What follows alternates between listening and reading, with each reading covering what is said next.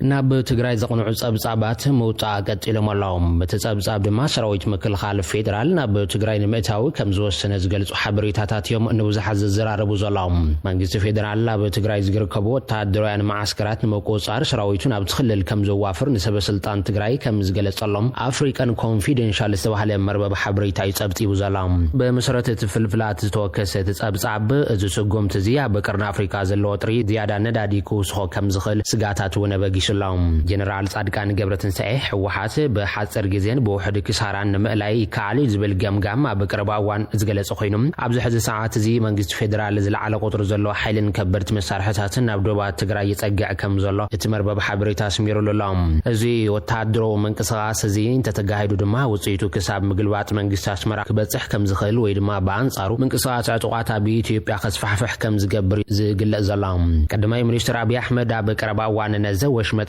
ዓረብ ብሰንክቲ ኣብ ኣሜሪካን እስራኤልን ምስ ኢራን ዝካየዱ ዘለዋ ኩናት ኣብ ከቢድ ቅልውላው ኣትዮም ዘለዋን ናብ ዞባ ወሽመጥ ዓረብ ጌሽ ነይሮም ኢምረት ዓረብ እውን ሓንቲ ካብተን ግዳይ ዳርባ ሚሳይላትን ድሮናትን ኢራን ኮይነን ካብ ዘለዋ ሃገራት ናይቲ ወሽመጥ ሓንቲ እያ እቲ ኢትዮጵያዊ መራሒ ድማ ቅድሚ 2 ሰሙን ኣቢሉ ምስ ፕሬዚደንት ዑመር እስማኤል ጊለን ሶማሊያዊ ፕሬዚደንት ሓሰን ሼክ ማሕሙድን ኣብ ከተማ ጅቡቲ ድሕሪ ምርኻብዩ ናብ ወሽመጥ ዓረብ ኣትዮም ኣብቲ ሶሎሳዊ ኣኺባ መራሕቲ ሃገራት እውን ብዛዕባ ጸጥታዊ ምዕባለታትን ምርጋእ ዞባ ቀርና አፍሪካን ከም ዝተላዘቡ ሓንቲ በዓልቲ ስልጣን ሶማሊያ ሓቢራ ነይራያ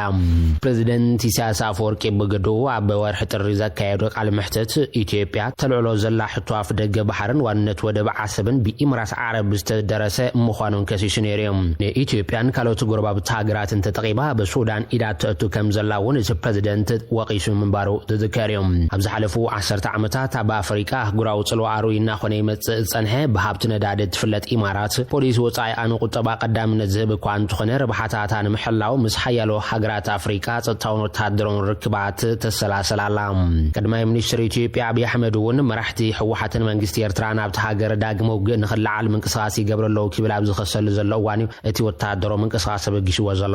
ቀዳማይ ሚኒስትር አብይ አሕመድ ጽሩፍ ጸረ ለውጥ ብምባል ዝወረፎም ብትግርኛ ብዝገበሩ ቃል ምሕተት ኣብ ትግራይ ዝርከቡ መራሕቲ ሕወሓት ናይ ፖለቲካን ልምዓትን ለውጢ ከይመጽእ ዓንቃፍ ተራይ ዋስሎ ብምባል ክነቕፎም እንከሎ ምስ ጨና ልምዓት ዘይፈልጡ ግዳማውያን ሓይልታት ድማ ወዘልዘል ይብሉለው ክብል ጠቂሱ ነይሮም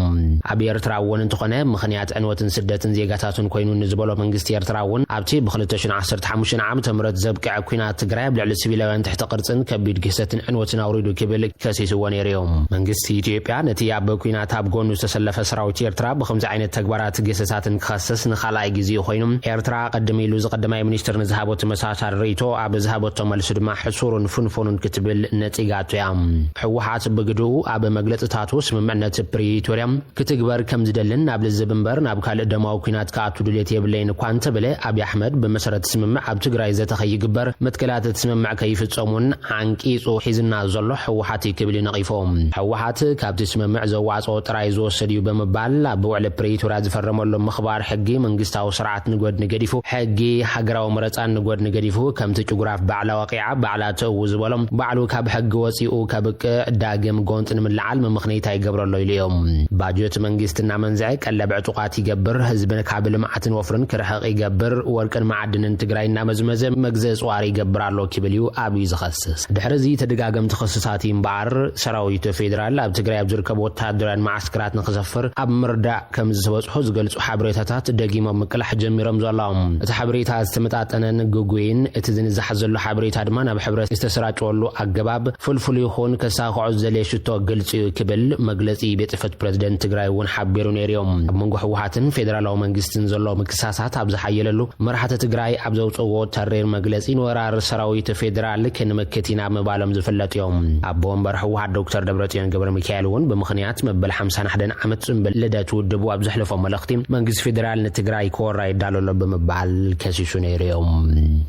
معبالنا يقتل لهم أب السودان نبلع السبيليان سبات بستفزم متقعة درون إسران شمونتن سبات تقتلهم أب السودان بستفزم خلت تستفرالي متقعة سبال بونفرتي بوحود إسران شمونتن سلمان سبات كم استقتلوا سرحتين تاتعنا كم زجلسوا مع خنزينا زجارديان حبيروا لهم أب كفلها جرسمين دارفور أب تركب كتما سراف أمرا بإسران حموشن مجابيت أب عداق زجات من متقعتي 11 لزركبهم إسران كلتن سبات قتلهم كلهم قالوا تعسر شوعة ما قصيلهم كبل حد سرحتين تاتعنا ህፃናት ከባብኒ ኤጀንስ ፍራንስ ፕሬስ ይሓቢሩ ዘሎም እቲ خلای መጥቃዕቲ ድማ ካብ ዳርፎር ንምብራቅ ኣስታት 800 ኪሎ ሜትር ርሕቅ ኣብ ዝርከብ ሰሜን ኮርዶፋን ኣብ ዝርከብ ሰራዊት ሱዳን ዝቆጻጽሮ ከባቢ ኣብ ዝርከብ ጽርግያ ሲቪላት ጽዕነት ናይ ጽዕነት መኪና ወቂዑውን ሰባት ቀቲሉሎም እቲ ኣብ ምብራቅ ናብ ምዕራብ ርእሰ ከተማታ ኤል ኦበይዳ ቢሉ በድሕሪዩ ድማ ናብ ዳርፎር ዝኸይድ ጽርግያ ካብ ሰራዊት ሱዳንን ሓይልታት ቅልጡፍ ደገፍን ብዙሕ መጥቃዕቲ ሰባል ወነፈርቲ ኣተኣናጊድዮም ሽዱሽ ዘሪሳታት ናብ ሆስፒታል በፂሖም ሰለስተ ካብኣቶም ተቀቲሎም